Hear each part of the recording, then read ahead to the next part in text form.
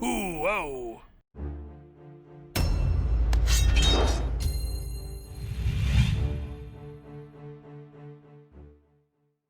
So one of the questions I often get from teens is, if God is real, why is there no scientific evidence for him?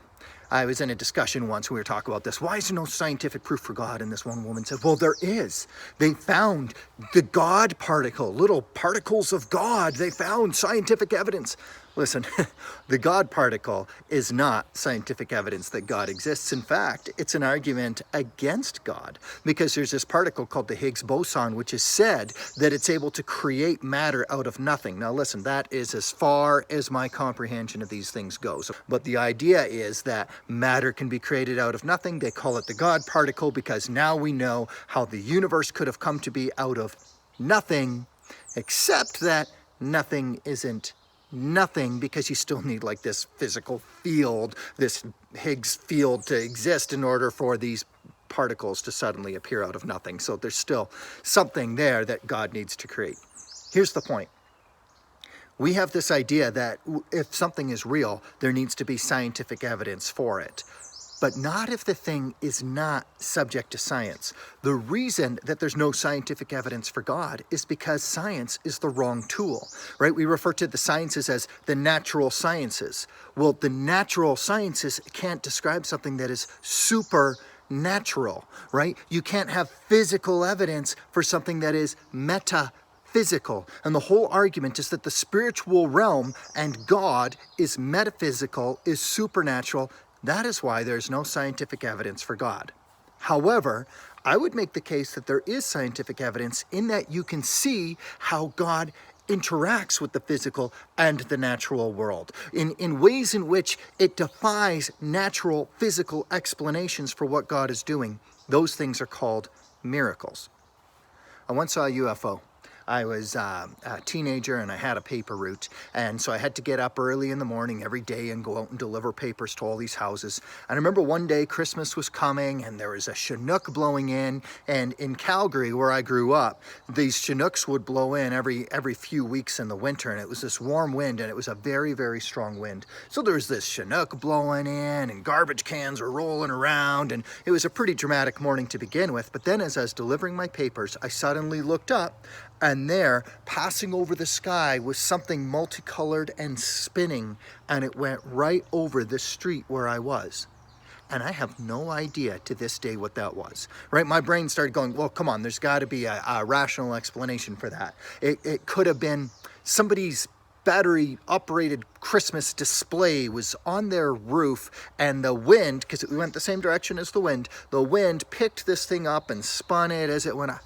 I don't know. Is that a possibility? Is it possible that I remember this thing wrong? I don't know. Because you know what? I don't believe in UFOs. Even though I saw one, I still don't believe in them. And do you want to know why? That's because I have this preconceived notion of what is correct about the world, and UFOs don't fit it, right? Here's the problem with UFOs. If you ever watch Star Wars kind of misrepresents space travel. Star Wars, you know, they'll be looking and they'll be like, oh, where is Luke Skywalker hidden? Oh, wow, we found him. He's at the other end of the galaxy. And then Rey gets in a spaceship and it looks like maybe she got there a few hours later. Maybe it's a few days, but she made it to the other end of the galaxy. Here's the problem. The nearest star to Earth is called Proxima Centauri, okay? Proxima Centauri is just over 4 light years away. Let's imagine that there is a planet with intelligent aliens on it, intelligent enough to build spacecraft orbiting Proxima Centauri, and they wanted to come to Earth. Do you know how long it would take them to come to Earth, right? If they could travel at the speed of light, it would take them 4 years, because that's how long it takes light to travel from that star to Earth, 4 years. That's why it's called 4 light years, all right? The fastest human spacecraft to get to Proxima Centauri would take, get this, 72,000 years.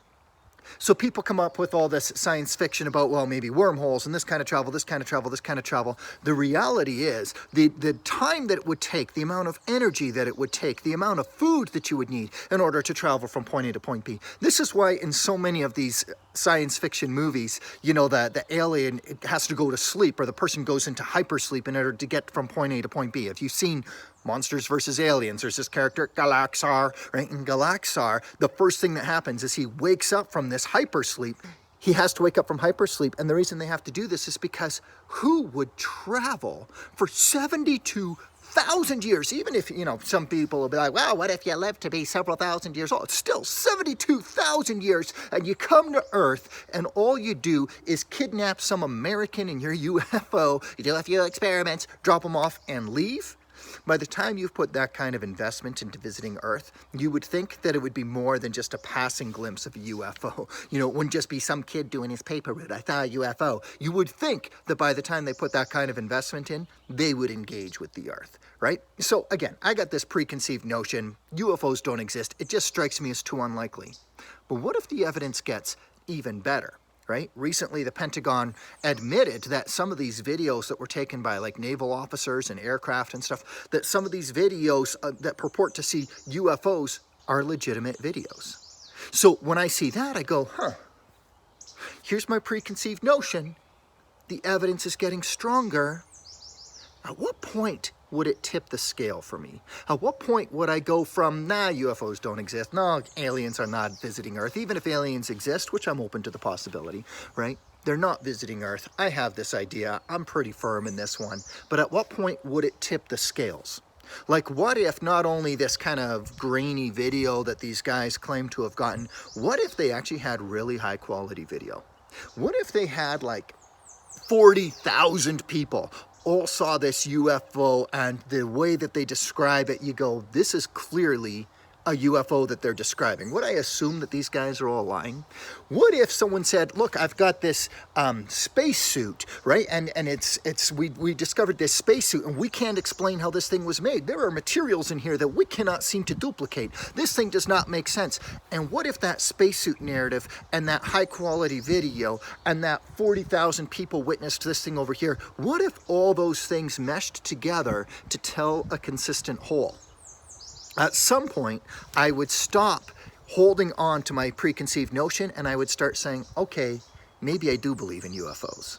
I want to make the argument that we do, in fact, have that kind of evidence for God. That when miracles happen, these miracles, these unexplained phenomena are so remarkable that if you have the preconceived notion that God does not exist, that by paying attention to these miracles, you've got to start going, maybe he does. If you already think God exists, these miracles are just further confirmation. It's just this remarkable thing. If you're on the fence, maybe it will push you into faith. But even if you already have decided that God does not exist, I feel like the evidence is so strong from these miracles that it should push you that direction. Now, I do have to say, before I get into the miracles, I don't believe in Christianity because I believe in these miracles.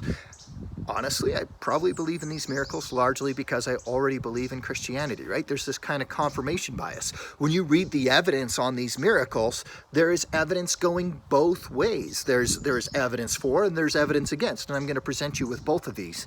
Well, what I find is the cumulated evidence of all these miracles does seem to me to be a strong defense of Christianity.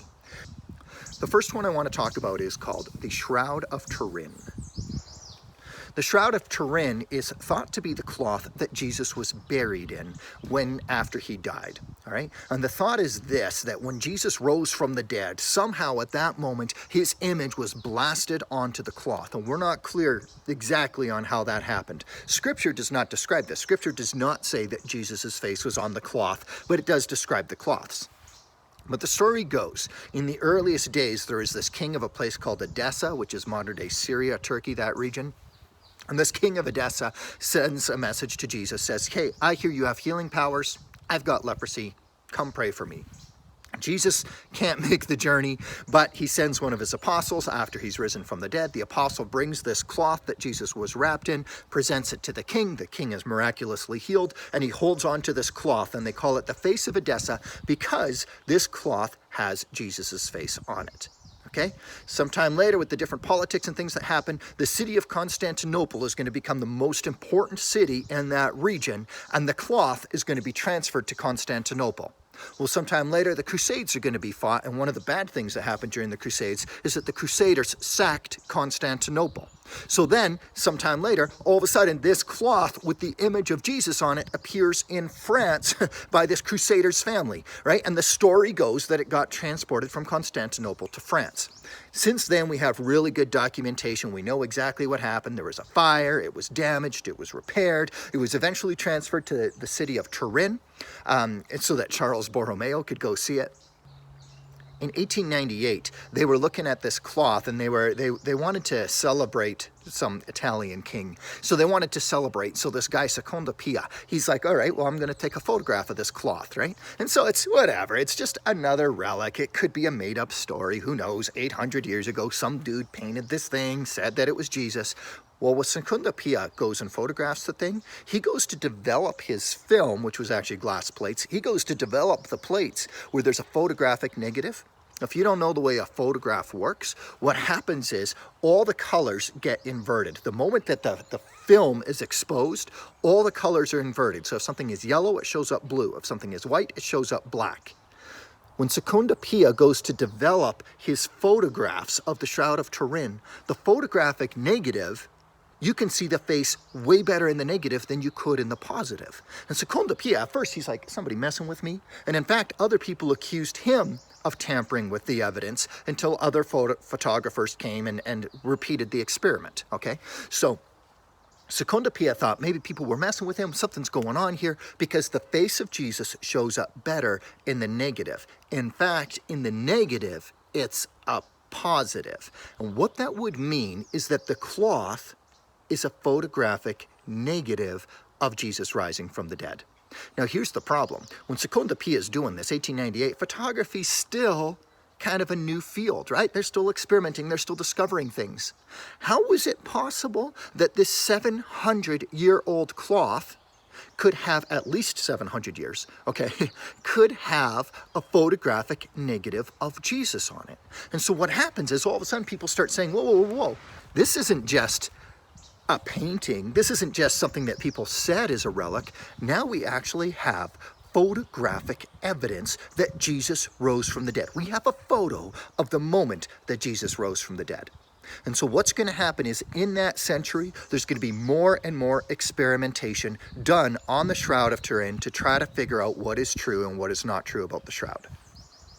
Eventually, they're going to establish this scientific study called STURP, Shroud of Turin Research Project. Okay, they call it STURP for short. The people who study the Shroud of Turin, they're actually going to have their own word. It's Sidnology, right? It's the study of the Shroud of Turin. It's this whole field of science, and they're going to discover all these amazing things.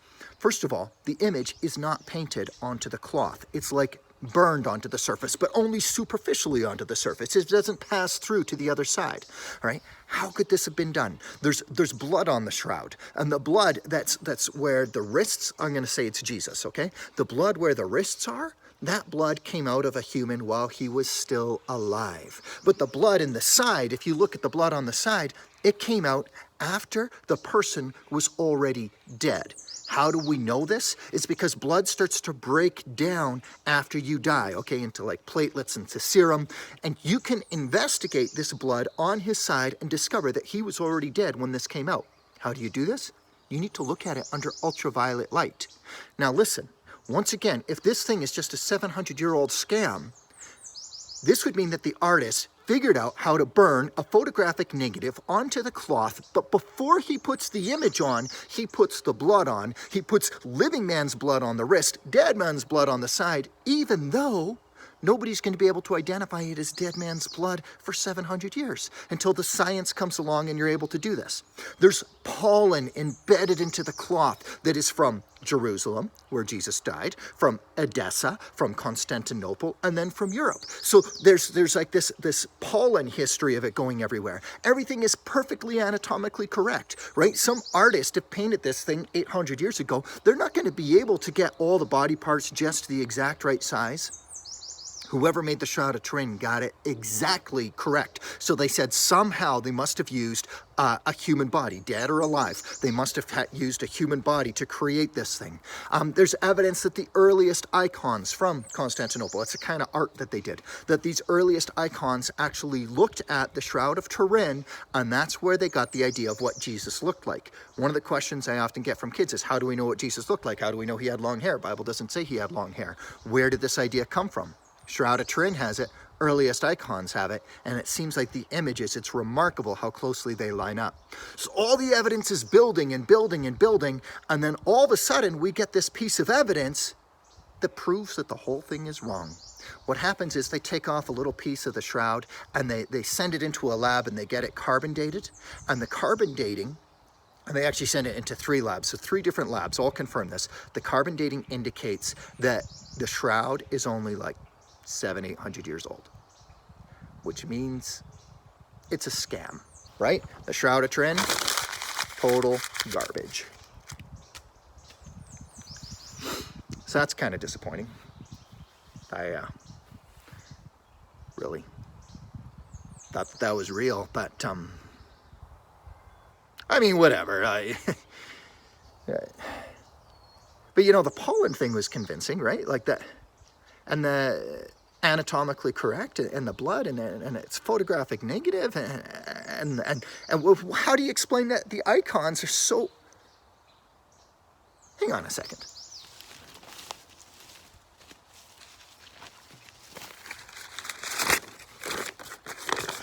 Is it possible that evidence is incomplete? Is there anything that we can do with this piece of evidence, this radiocarbon dating? Is there any way that could have been wrong? Turns out there is. So further studies have been done, and here's what they found. That piece that they did the radiocarbon dating on, a lot of the scientists, including some of the ones who did the radiocarbon dating, okay, a lot of the scientists, they started saying, what if there's a sampling error? What if what we did is we accidentally cut off a piece that was patched? Now, how could you accidentally do that, right? How could you not tell that it was patched? Turns out, 700 years ago, one of the times that it went through one of the fires, when it did, they had technology in that area where what they would do is they would dye threads to be the exact same color, and they would actually weave it back into the original material in what is called an invisible reweave. And so some people have started speculating, what if what has happened is that there was an invisible reweave? And when you look at this thing under a microscope, and when they discovered that, the 3 labs were consistent, but not precisely consistent, right? The higher up you were on this piece, because it was cut from the bottom, the higher up you were on the piece, the older this thing seemed to be, and then it gets newer as you go down. Why is that the case? Is it possible because at the bottom you have newer threads, and at the top you have older threads that are interwoven into it? And so now people are starting to think, because so much evidence is in favor of the Shroud of Turin being real, they're like, this is a possible explanation for the carbon dating. Scientists who've examined the Shroud of Turin were so convinced by its authenticity that some of them weren't even Catholic, but they converted to Catholicism after looking at it. The Catholic Church doesn't have an official position on the Shroud of Turin. Could be real, could be fake, all right? So if the thing is fake, this doesn't disprove Christianity. But if it's real, we have a photograph of Jesus at the moment that he rose from the dead, hundreds of years before photography was invented. And that is an amazing piece of evidence. All right, next one. I want to talk about this guy called Padre Pio. Padre Pio had this thing called Stigmata. All right, Stigmata, what's Stigmata? Nothing. What's Stigmata with you? Stigmata is this thing where you get the holes of Jesus. It's said that St. Francis had this, some other people. Some people speculated maybe St. Paul does, because in the Bible he says he's got the marks of Christ on his body. Anyway, that's purely conjecture. But Padre Pio had these holes that went all the way through his hands that he claimed he gained miraculously. According to Padre Pio, what happened was this. It was World War I. He's living in Italy, okay? He sees that people all over Europe are dying, they're suffering, and Padre Pio says, whoa, what is going on around here? Jesus, you died to take away our suffering. Is there any way that I can participate in your suffering and we can reduce the suffering of Europe? And according to his own story, suddenly he feels this pain like nails are being driven through his hands and these holes appear. Is he lying? Because the holes were real. The holes were examined by doctors. So they went all the way through his hand. Some of the doctors who saw it said there is no physical explanation for how this could be. Other doctors were like, well, we think maybe he's a psychopath and he has done this to himself. How do you do it to yourself? Like, actually think about this for a minute. Like, how do you, how do you put a nail through your own hand and then after that, you kind of pry it out, and then you got to use this hand that's got a hole through it and try to, right? Or what do we do? Like, put down a board that's got upright spikes in it, and you just, right?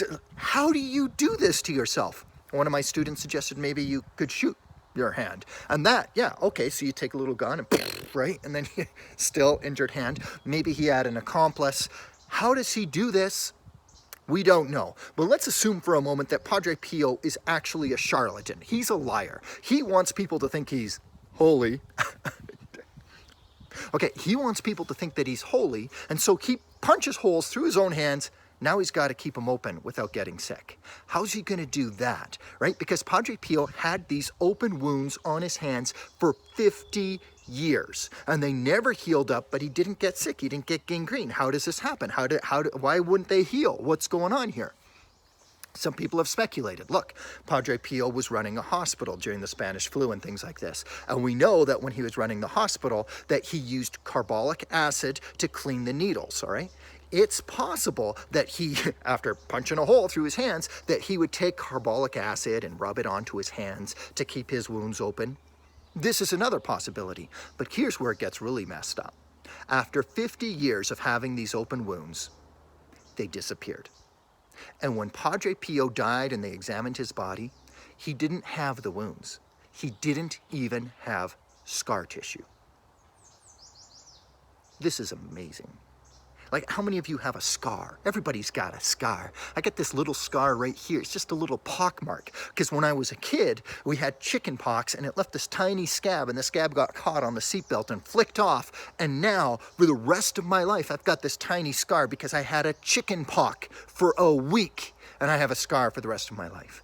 How could you have a hole all the way through your hand for 50 years, and then it heals up with no scarring? This is so incredible that when I've mentioned this to my atheistic friends, they hate the evidence that the people who said they witnessed that, they must have been lying. That's all you've got, right? You have to start saying that the people presenting the evidence are lying. And once you're there, now you're into this conspiracy theory. The lie piece, I feel like that's inadmissible, all right? Something happened with Padre Pio. And the other thing is, there's all these other stories about him, these other stories of miracles and things like this that he performed in his life. It is said that he could bilocate. Bilocation is when you are in two places at once. I'm working on bilocation. So far, I've got it half right.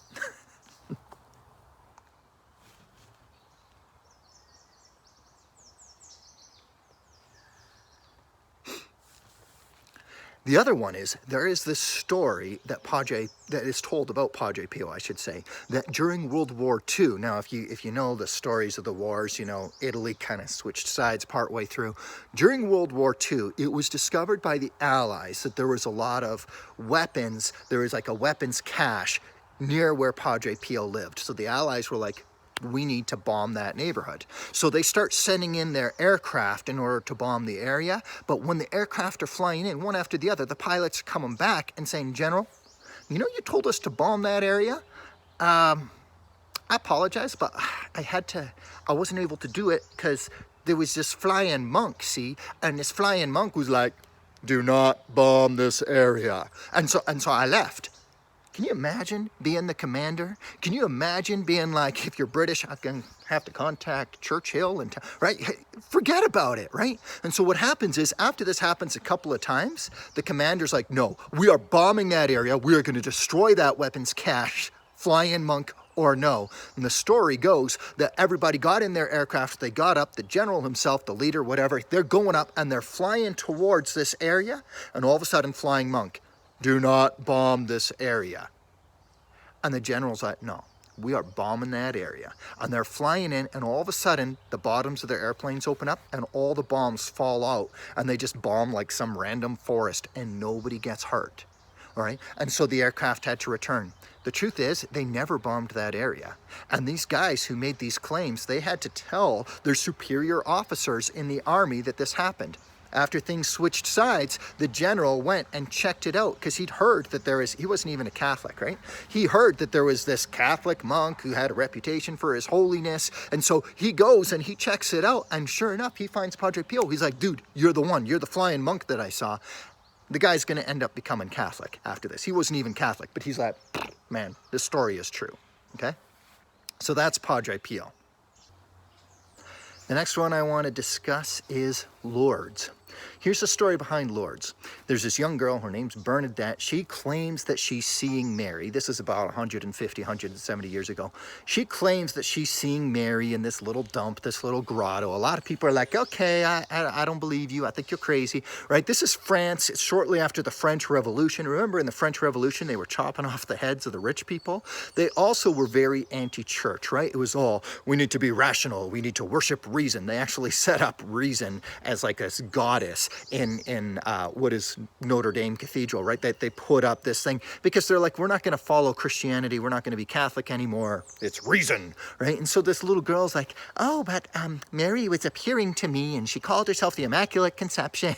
I don't know what that means. What does that mean, right? But it's now one of the official titles of Mary. And so people are like, is this real? Is this what's going on? They start following this girl. She goes to the dump. And then one day she says in her vision, no one else can see Mary, but she says that Mary told her that she needed to like wash herself in this spring. And so she starts digging this hole because there's no spring there. She starts digging this hole and she starts like, well, there's no water. So she just takes the mud out of the ground and starts like washing herself with the mud. People think she's crazy. They kind of drag her away. Once she's gone, water starts bubbling up, so the story goes. And people start saying, where did this spring come from? This spring did not exist before. So they kind of, create a containment, kind of like a tub kind of thing. They create a containment for this water, and it's bubbling up, and they're all like, is this miraculous water? What's going on here? And people start saying, well, maybe it's miraculous, so they start bringing their sick there. Their sick get healed. Napoleon III's kid gets healed by contact with this miraculous water, and so the story grows that this water is miraculous. Now look, there's nothing in that which could necessarily prove or disprove it, and this whole thing is about scientific evidence. But here's the uncanny part. That water is still there today, and a lot of people still think that it's healing today. So they're going back and they're visiting this thing, all right? The thing that got me excited about this Lourdes one was actually when I was watching a documentary, a video made by this well-known atheist called Richard Dawkins. Now, Richard Dawkins is, even the atheistic community is kind of starting to dismiss him. He's a little bit embarrassing for them sometimes, right? Because he's just so over the top. But basically what he did was he went to Lourdes, he got this beautiful footage, and he talks about how all these people believe that they're going to get healed, but then he talks to the guy there and he says, well, how many healings are there? What is the evidence for any miracles? There are actually 66 declared miracles. There are about 2,000 unexplained cures here. But then we would say there are millions of people who have been healed in different ways.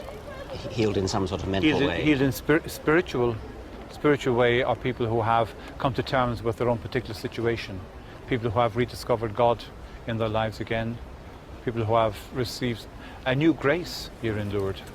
So you tend to get about 80,000 per year who come. About 80,000 sick pilgrims who come here every year. That's been going on for more than a century now, for a century and a half. Yes. So 80,000 per year, and of those, 66 have been cured. Correct. I'm just, you see the way I'm thinking. Yeah. Now, since then, there's been more declared miracles, so now we're up to 69. But here's the thing. 69 declared miracles out of that water, and there are 2,000 unexplained healings. What happened was this. People would go to the water. So many sick people started going to this water and declaring that they were healed, that the church had to establish something where they had to get these doctors whose job it is to examine these healing claims and declare whether they're authentic or not. So if someone's going to come along and say they were healed, okay, well, let's check this. Okay, what do the doctor's records say? Okay, well, what about this and what about that? And they would check all this and say, it says here that you had this illness that was unhealable, and now you don't have it. This is an unexplained healing, okay? It might not be a declared miracle, but it is an unexplained healing. They've had over 2,000 of those. That, to my mind, is actually pretty significant. If they've had 2,000 unexplained healings in this place in 150 years, that's more than one a month. That means if you were to hang out there for a month, you would see someone come in with a condition that is not healable and walk out without that condition, on average, once a month. Now, the point that Dawkins was trying to make is, yeah, but you got all these sick people. Look at all these tons of people who are coming here, and only one a month has this miraculous, unexplained healing. That's not that remarkable. Not all those people have a condition that would be declared an unexplainable healing if they were even healed. For example, my wife has Crohn's. My daughter Lucia has arthritis. Our family has talked about maybe one day we'll go to Lourdes, we'll pray and see what happens. If we went there and my wife was miraculously healed of Crohn's and she never had Crohn's symptoms again, that's not an unexplained healing, because people do get over Crohn's. If my daughter no longer had arthritis ever again, that's not an unexplained healing. In other words, if the 7 of us went and we only asked for 2 miracles and we got both those miracles, neither one of those miracles would even count. It wouldn't even register as one of the 2,000s. If I went into the water and I came out and, I wasn't a jerk anymore, my wife would declare it a miracle, but they can't declare that a miracle. So when we talk about 2,000 unexplained healings on average once a month, how many of those sick people going in the water even have something that would be unexplained if it was healed? How many people are coming out and getting their cases examined? It is incredible to me that there are this many miracles. What, again, needs to happen is if this is not true, then those doctors, they're conspiring, they're lying to prop up this story of Lourdes. Or we have a whole lot of miracles taking place in one little place. Another interesting thing that Bernadette and Padre Pio have in common, both are dead. Bernadette died about 150 years ago. Padre Pio died in the 60s. Both are dead. And both do not rot. Their bodies did not decompose. Now, when you look into this, this is called the Incorruptibles. You look into this, it turns out there are over 100 Catholic saints whose bodies did not rot. Some of them look better than others, right? I remember there's a story about Francis Xavier. Francis Xavier was from Portugal, and 500 years ago, he went from Portugal, he went down to India and other places, went to Africa, but he went to India. And then from India, he goes on to China. He wants to evangelize to China. He never quite makes it there. He dies on an island just off of China. And they're like, oh, well, I guess we need to bring his body back to Portugal. So they're like, well, we'll just wait for him to rot and we'll bring him back. In the meantime, let's bury him in this shallow grave, right? Put him in the shallow grave. A year later, dig him up. Time to take him home. The guy hasn't decomposed. What do? Let's pour acid on his body. Now we could take... Even when they tried to break his body down, his body would not decompose. So they try to take him back and they have to stop in India on the way. And the people in India, the Catholics there, are like, whoa, whoa, whoa, this guy's the one who came and preached to us. He baptized us. Now his body won't rot. This guy is a saint. You leave his body here. And this whole argument breaks out and people want him there. So what ends up happening is his body is going to stay, but a piece of his arm is going to go to Italy, like from here to here. All right. And so you can go to Italy now and you can see this thing. This piece of his arm actually toured Canada. I'm friends with the lady. Her name's Angèle Renier. She's from CCO. And she toured all across Canada with this piece of arm going into churches. Thousands of people in every place she went. I went and saw it in Calgary. Thousands of people would come and see this chunk of arm. Can you imagine going around with this piece of arm? Like, how does this work? On the airplanes, it has to have its own seat, right? Can you imagine you're the guy next to, there's Angèle, there's the arm in the middle seat, and then there's the guy sitting here, he's watching his movie, a bit of turbulence, the arm cut, excuse me, can you move your arm, right? And you can imagine going through security with this thing, and the security guard's like, sir, we got a lady here who's trying to bring an arm to her. Like, well, you can't bring arms through the airport. No, I don't mean arms, I mean an arm. what do we do with it? It's, yeah. Anyway, the whole thing was very disarming. So the thing is, this hand, I saw it, and it's like, it's still fleshy. It looks soft, but the fingertips, there's like little bones sticking. It's disgusting. It's weird. It's disturbing. I have seriously thought about just taking the Incorruptibles off my list of 7 miracles that confirm the truth of the Catholic Church, because this one's just, like, if I was going to do a miracle, if I was God, I would perfectly preserve the bodies, even the ones that looked perfect. You look at, Saint Bernadette. She looks good. For a woman who's been dead 150 years, she looks good, real good. Why? Because they've got wax on her face and on her hands covering it up, right? The reality is, when they dug her up, she hadn't rotted, but it said that she, the coffin had rotted onto her, so she was dirty. So they're like, well, we better wash her. They wash her. Now her skin is discolored. It like turns green or something. So like, well, let's put a thin layer of wax to show, right? Because she's been preserved, but we want to see her in her original dignity. And so they do this to a couple of them. There's another one where they put like this metal mask on. Listen, it's not a scam. It's not a trick. Everybody knows they did that. If you go see Saint Bernadette in the church and someone says, wait a minute, she looks like she's made of wax, the caretaker's going to be like, yeah, well, there's a wax covering. Like, it's not a lie. It's not a con job. All right? It's not a conspiracy. What happened was this. For some reason, their bodies did not completely rot. Okay? They broke down a little bit, but they did not completely rot. Francis Xavier, remember, the dude's been dead for 500 years. He's not embalmed. He's not mummified. He's not preserved. The reason I keep this in my 7 unexplainable miracles, the reason I keep it in there, even though in a way it's not that impressive, right? You think of Miss Hattie from Despicable Me, not very impressive, right? The reason that I keep it in there, the reason I think it is impressive is this. We have over 100 Catholic venerables, which means we recognize their lives are holy, venerables and beatifieds and saints. We recognize these people as holy, and their bodies did not break down, right? We have other ones from the Orthodox Church. I can't find one from outside of Christianity. I can't find one that wasn't a saint whose body did not break down. It's this really uncanny thing. People will be like, oh, what about the bog people? See, bog people don't count because they were preserved. What about this guy? He was saponified. Yeah, that's your body turns into soap because you were buried in lime. Saponification does not count. That woman in China who was buried so deep down that the ground was frozen doesn't count. Even Catholics themselves, they dug up a pope and they discovered that his body was preserved. And Catholics looked at that and said, yeah, but he was buried in a lead coffin, which means it was airtight. Doesn't count.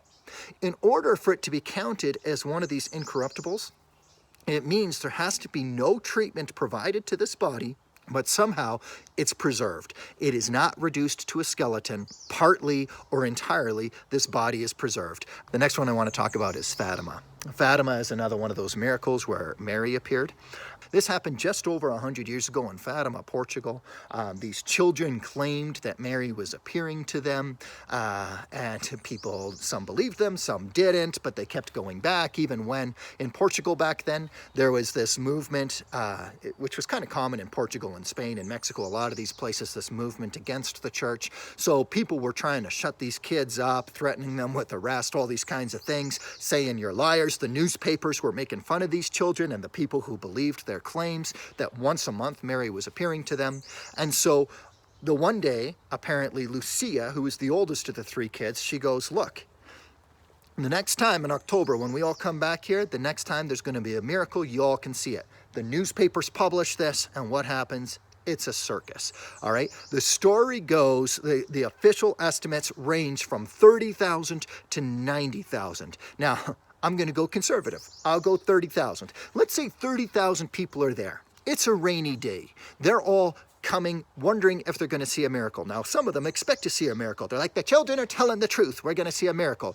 Others are there to make fun of them. They're from the newspaper, the secular, right? They're from the newspaper that's dedicated to mocking Christianity and stopping people from being Christian. All right, there's scientists there, there's doctors there, there's university professors there, there's all these different kinds of people there, and they all come together. They're in this field, it's raining. The kids say they see Mary. Everyone's like, I don't see anything. Do you see anything? I don't see anything. And then all of a sudden, Lucia turns around and she goes, look at the sun. The clouds part and the sun shows up. Everybody looks up at the sun, and 30,000 people witnessed the sun like dancing around in the sky. The story is that it was like flashing different colors. It was zigzagging all over the sky. At one point, it looked like it was going to crash into the earth. Everybody hits the deck. Then they get up and nothing happened. It wasn't the end of the world. The sun has gone back to normal. And remarkably, everything is dry. It had been raining. And then all of a sudden, after they all witnessed this, everything's dry like it hadn't been raining at all. Everybody's clothes, there's no puddles on the ground. Everybody's looking around going, what just happened here? 30,000 witnesses saw this thing. The newspaper, that secular newspaper, it reported on it. Right? The other newspapers, they reported on it, and they basically said something cosmologically impossible has happened. The next one I want to talk about is another Marian apparition. This happened in Mexico 500 years ago. Remember, in Mexico 500 years ago, there was the Aztecs or some other native communities there, but the Aztecs were kind of the bosses, and then the Spaniards came in and the Spaniards conquered them.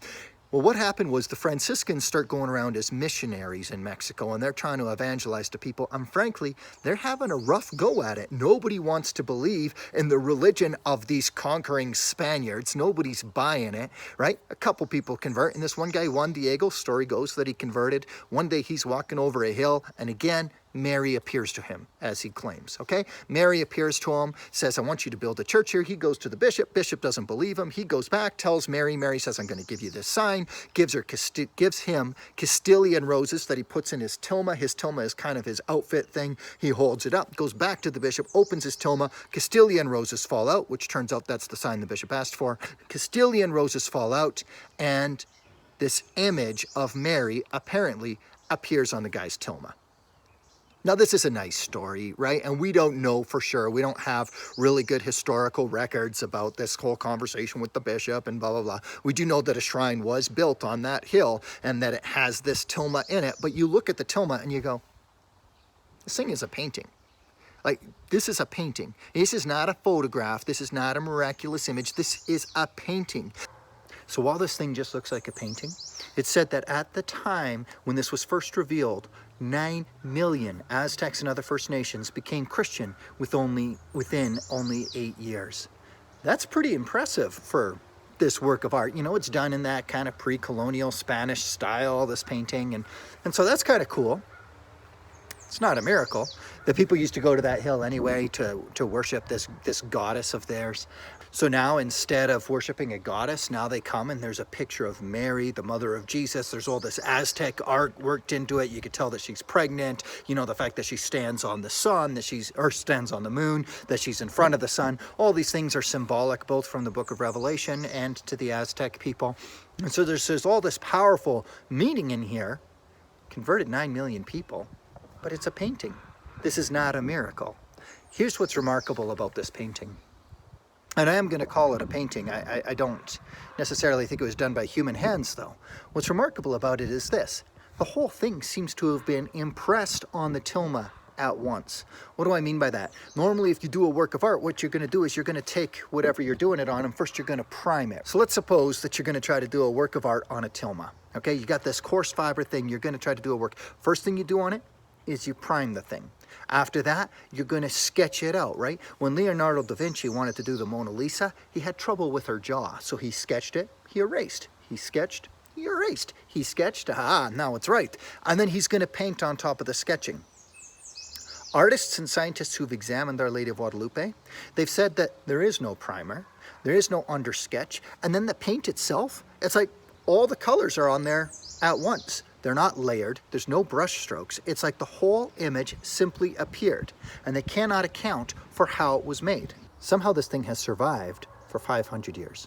Remember I was saying that it's made out of this coarse cactus fiber? When they made other tilmas and stuff like that, These things would last for 10 or 15 years. When they tried to make duplicates of Our Lady of Guadalupe, made out of the same materials, they'd hang these up, put them in the same elements, and these things would only last for 10 years when exposed in the same elements. Yet somehow this original has lasted for 500 years. More remarkable yet is that scientists have looked at the eyes of Our Lady of Guadalupe, and they say that if you magnify them several times, like 2,500 times, that if you magnify these eyes like this, you could see the reflections of Juan Diego and the other people in the room in her eyes. Is that true? In fact, they say that there is this triple image thing that is happening. It's like her eyes function like real human eyes in this painting. Not only that, but the stars on her mantle that she's wearing, the stars are perfectly located where the stars in the night sky over Mexico City would have been the night that she is said to have appeared. This is amazing stuff. All of a sudden, this work of art, which again, it looks like a painting, okay? This painting that was done on lousy material, but somehow it was done beautifully with no sketching, no brush marks, no layering, stars perfect, and reflections like images in her eyes. This stretches credulity, doesn't it? Not only that, but somehow this thing has lasted for 500 years, even though other ones have only lasted for 15. And that is despite the fact that they've spilled acid on it. And at one point, somebody even tried to destroy it. 100 years ago in Mexico, people had this anti-Catholic thing going on. It was called the Cristero Wars. This guy goes into the basilica where they're housing Our Lady of Guadalupe, and what he does is he takes a bomb, puts it in a vase of flowers, and puts this in front of Our Lady of Guadalupe as if he's honoring her with these flowers, walks out, bomb explodes, knocks all the windows out in the church. There's this crucifix standing in front of Our Lady of Guadalupe, and it completely buckles over due to the force of the explosion. But Our Lady of Guadalupe herself is undamaged. The last one I want to talk about is Lanciano. I mentioned this in one of my earlier videos where we were talking about the Eucharist. Here's the story. 1,200 years ago, there's this priest in Lanciano, Italy. He's doing Mass. And you know Catholics believe that Jesus is truly present in the Eucharist. All right, not just as a chunk of flesh. He is body and blood, soul and divinity, but he's physically present. And a lot of times people wonder, how can that be? How could he be physical? So these miracles seem to indicate the physical nature of it, but then it's not just a chunk of flesh. Anyway, here's how the miracle goes. This priest is in Mass, he's saying Mass, he's holding up the Eucharist. He's not sure if he believes in it himself, okay? He's holding it up and he's doing the words, hoc est corpus. Do you know that's where we get hocus pocus from? Because people thought the priest was doing magic. He's in Mass and he's saying, hoc est corpus, this is my body in Latin. Sounds like hocus pocus. Anyway, so he's doing his hocus pocus in Mass. He's holding this hoc est corpus up and all of a sudden, shunk, it turns into a chunk of flesh in his hands. And he's like, and then he takes the cup and he holds it up and he says, this is my blood.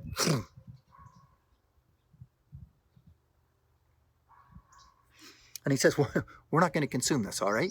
All right, so the story is that it was originally a wafer and it turned into flesh. It was originally wine and it turned into blood. And he keeps this thing, he puts it away, we've kept it now, and it's still there 1,200 years later. Once again, we got something that hasn't deteriorated, which should have. But moreover, now we can do modern scientific study on it, which we couldn't do 1,200 years ago. And what they have found is that piece of flesh in the monstrance, that's human flesh from a human heart.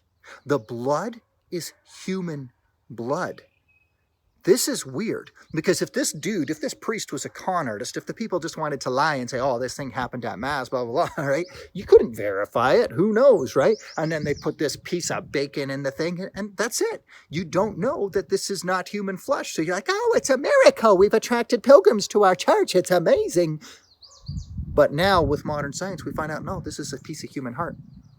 Here's the thing, these miracles, like this, Lanciano's just one example. It's a whole genre of miracles called Eucharistic miracles. They just keep happening. There's been 4 Eucharistic miracles that have taken place in the last 20 years. In 1996, there is this one in Argentina. And in Argentina, what happened was the priest, somebody noticed that someone had taken a host and put it in like a candelabra at the back of the church. So the priest does what's proper, right? Because we believe it's Jesus, we treat it with respect. You don't want to consume this thing. So instead he puts it in water. Let's let it break down.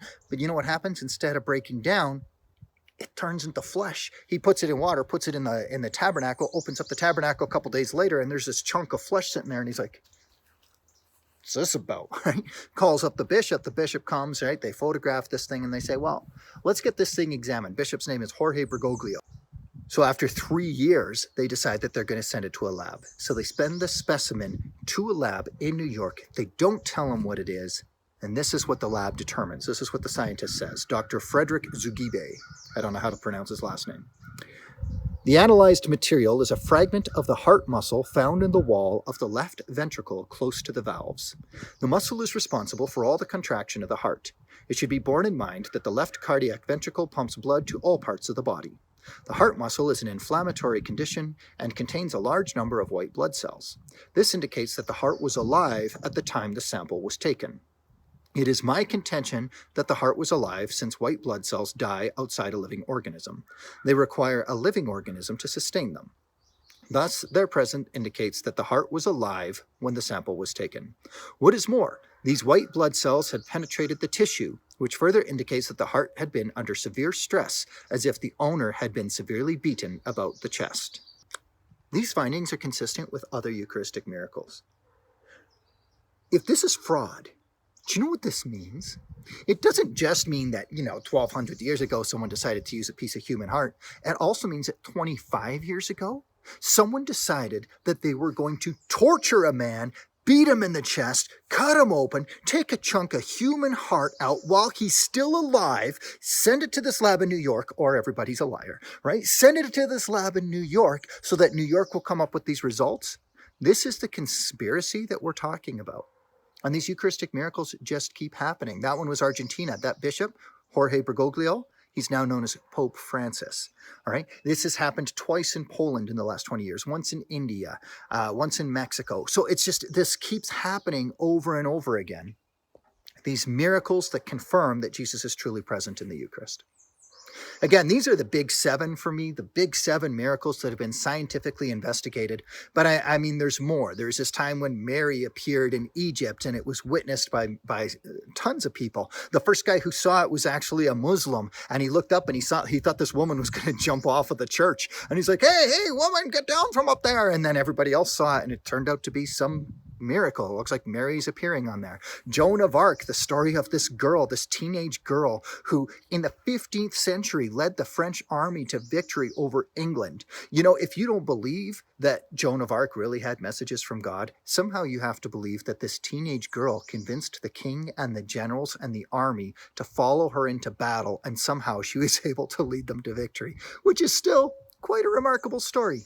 Every saint who's canonized, there are 2 confirmed miracles for every one of those saints. And it goes on and on and on. The reality is God is still at work in the world. There's no direct scientific proof for God because God is supernatural, God is metaphysical. But God does work in the physical world. There is plenty of evidence for God's work in the physical world. And what we have to wrestle with is the big questions. If any one of those things that I just said, if any one of those stories is true, even just one of them, Christianity is true. All right? If they are all false, then somehow we need to account for these mysteries, and it ends up being a massive conspiracy theory. Remember what Jesus said. Knock and the door will be opened to you. Seek and you will find. Ask and it will be given to you. Trust God that he will reveal himself to you, and don't be afraid to look. God bless.